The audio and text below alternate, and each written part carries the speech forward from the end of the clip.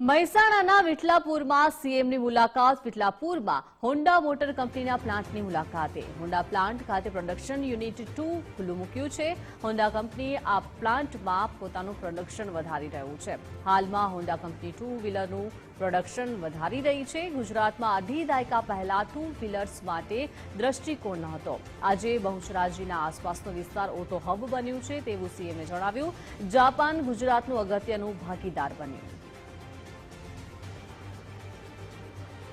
2001 માં આદરણીય મોદી સાહેબે ગુજરાતના મુખ્યમંત્રી તરીકે સેવા દાયિત્વ સંભાળ્યું.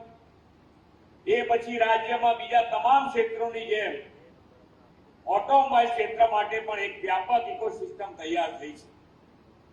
આ માંડલ, બેચરાજી, વિઠલાપુર સહિતના ચુવાણ વિસ્તારમાં એક સમયે વિકાસની કોઈ સંભાવનાઓ પણ ન હતી.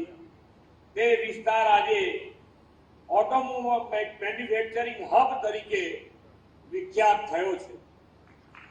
જો વિકાસ માટેનું કમિટમેન્ટ હોય ને આગવું વિઝન હોય તો કેવો વિશ્વ કક્ષાનો વિકાસ થઈ શકે તે આદરણીય મોદી સાહેબે દેશ અને દુનિયાને બતાવ્યું છે.